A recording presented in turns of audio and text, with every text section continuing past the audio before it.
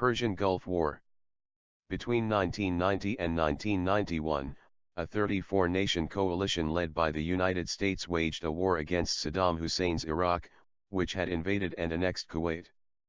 Pope John Paul II was a staunch opponent of the Gulf War.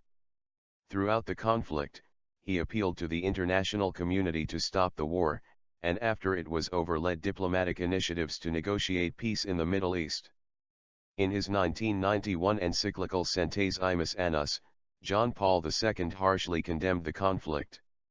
No, never again war, which destroys the lives of innocent people, teaches how to kill, throws into upheaval even the lives of those who do the killing and leaves behind a trail of resentment and hatred, thus making it all the more difficult to find a just solution of the very problems which provoked the war. In April 1991, during his Urbi et Orbi Sunday message at St. Peter's Basilica, John Paul II called for the international community to lend an ear to the long-ignored aspirations of oppressed peoples. He specifically named the Kurds, a people who were fighting a civil war against Saddam Hussein's troops in Iraq, as one such people, and referred to the war as a darkness menacing the earth. During this time, the Vatican had expressed its frustration with the international ignoring of the Pope's calls for peace in the Middle East. Rwandan genocide. Further information: Rwandan genocide. John Paul II was the first world leader to describe genocide massacre as the by Hutus of Tutsis in the mostly Catholic country of Rwanda, which started in 1990 and reached its height in 1994.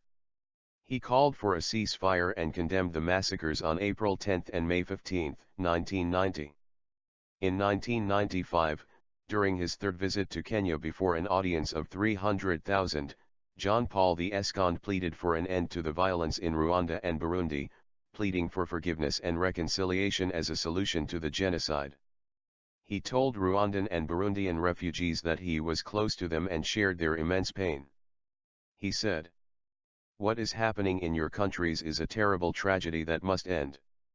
During the African Synod, we, the pastors of the Church, felt the duty to express our consternation and to launch an appeal for forgiveness and reconciliation. This is the only way to dissipate the threats of ethnocentrism that are hovering over Africa these days and that have so brutally touched Rwanda and Burundi. Views on sexuality. Main article: Theology of the Body. While taking a traditional position on human sexuality, maintaining the Church's moral opposition to homosexual acts, John Paul II asserted that people with homosexual inclinations possess the same inherent dignity and rights as everybody else.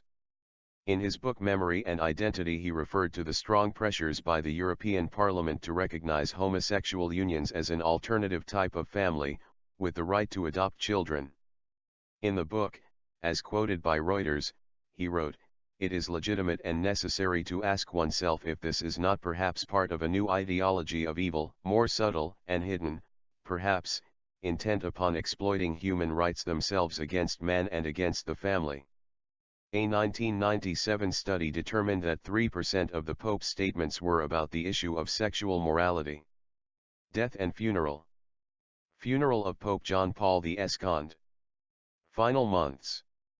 Pope John Paul II was hospitalized with breathing problems caused by a bout of influenza on February 1, 2005. He left the hospital on February 10, but was subsequently hospitalized again with breathing problems 2 weeks later and underwent a tracheotomy. Final illness and death. On March 31, 2005, following a urinary tract infection, he developed septic shock, a form of infection with a high fever and low blood pressure, but was not hospitalized. Instead, he was monitored by a team of consultants at his private residence. This was taken as an indication by the Pope, and those close to him, that he was nearing death. It would have been in accordance with his wishes to die in the Vatican.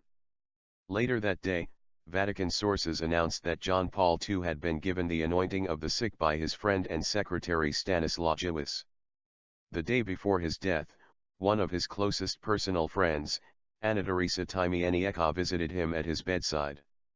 During the final days of the Pope's life, the lights were kept burning through the night where he lay in the papal apartment on the top floor of the Apostolic Palace. Tens of thousands of people assembled and held vigil in St. Peter's Square and the surrounding streets for 2 days.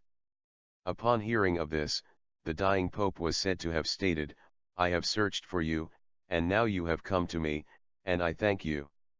On Saturday, April 2, 2005, at approximately 15:30 CEST, John Paul II spoke his final words in Polish, "Powolsi mi odejść do domu ojca, allow me to depart to the house of the Father," to his aides, and fell into a coma about 4 hours later. The Mass of the Vigil of the second Sunday of Easter commemorating the canonization of Saint Maria Faustina on April 30, 2000, had just been celebrated at his bedside, presided over by Stanislaus and 2 Polish associates. Present at the bedside was a cardinal from Ukraine, who served as a priest with John Paul in Poland, along with Polish nuns of the Congregation of the Sisters Servants of the Most Sacred Heart of Jesus, who ran the papal household. Pope John Paul II died in his private apartment at 2137 CEST, 1937 UTC, of heart failure from profound hypotension and complete circulatory collapse from septic shock, 46 days before his 85th birthday. His death was verified when an electrocardiogram that ran for 20 minutes showed a flatline. He had no close family by the time of his death. His feelings are reflected in his words written in 2000 at the end of his last will and testament. Stanislaus later said he had not burned the pontiff's personal notes despite the request being part of the will.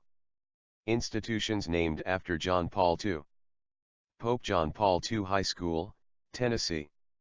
John Paul the Great Catholic University. John Paul the Great Catholic High School, Indiana. St. John Paul the Great Catholic High School, Virginia. Scoil Owen Foyle, Leixlip, Ireland. John Paul II Gymnasium, Kaunas, Lithuania. Pope John Paul II High School in Olympia, Washington. Thanks for watching. Please share and subscribe for more. St. John Paul II, pray for the world.